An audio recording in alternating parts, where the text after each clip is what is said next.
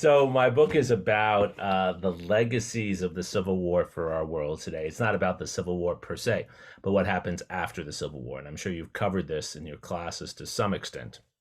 But the book looks at the 20 years after the Civil War and the unfinished business that we see still in our politics today. So actually, the book begins with January 6th and then goes back to 1865, and then from 1865 to the 1880s, and then back up to the present.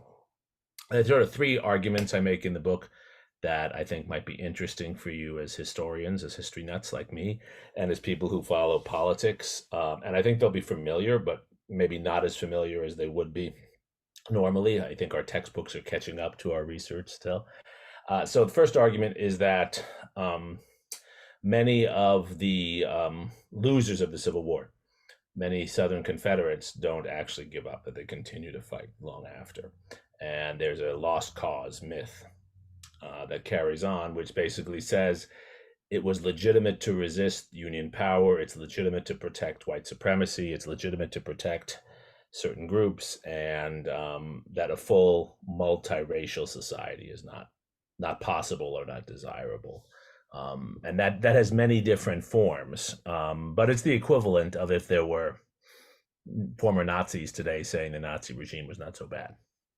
Right, it's those from a discredited losing regime that continue to carry on a story about there being legitimate, valiant, heroic. So that's one element, and that has many forms. It justifies a lot of local violence.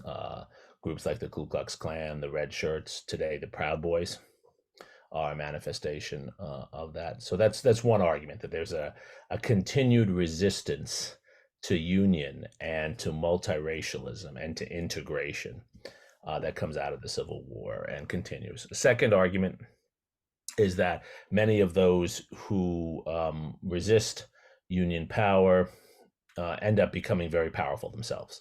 That one of the problems after the Civil War is that the criminals are not convicted or allowed to return to power. Andrew Johnson pardons many of the Confederate leaders. It would be as if we pardoned Vladimir Putin and all the Russians who invaded Ukraine and allowed them to come back into power. And so there's a way in which the war is over, but the regime doesn't change. And there's a justification for continued violence and for some of the behavior that the war was supposed to be over. And then the third point is that in spite of these two difficulties, there still is a lot of change. And so I talk in the book about many, many white Republicans and many African American Republicans and others who push for enormous change in our society. And that change occurs at the same time that there is this resistance. So that's the movement towards civil rights that begins with the Civil Rights Act of 1866 and the constitutional amendments that I'm sure you've studied, the 13th, 14th, and 15th. So part of the point is that the country is going after the Civil War in two directions at once. Despite our textbooks that make us think, you're in one era or another era, in fact, the old era bleeds into the new. And so American society after the Civil War becomes more multiracial and more democratic, but also more repressive and more white supremacist. And both are happening at the same time. And that's the analog for today. That's where I close the book. I talk about some things we can do today to use this history. First of all, we need to teach this history, but ways we could use this history to understand our own current moment. And what's happening in our society today is, I think if you look around, right, we're becoming a more diverse society, a more inclusive society, and we're becoming more exclusive and separated at the same time, because there's a resistance to that change, as there was after the Civil War. Today in the United States, there are more foreign-born U.S. citizens, more U.S. citizens who were born outside of the U.S. than there has been since the 19th century. And for some people like myself, the child of immigrants, just like for those after the Civil War who were part of the changes, this is a really positive thing. But for those who feel that their power is being challenged, this is a really dangerous thing.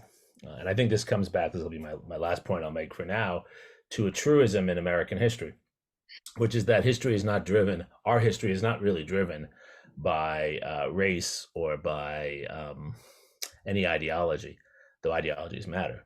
It's driven by power. And those who have power don't like to give up power, and those who don't have power want power. That was the whole point of the American Revolution, to then create a system that would allow more people to have power. And the challenge we face today, as after the Civil War, is how do you deal with new groups after the Civil War, 4 million former slaves, today, large numbers of immigrants and others who, by existence, by coming into schools, by coming into businesses, are challenging the established power of others.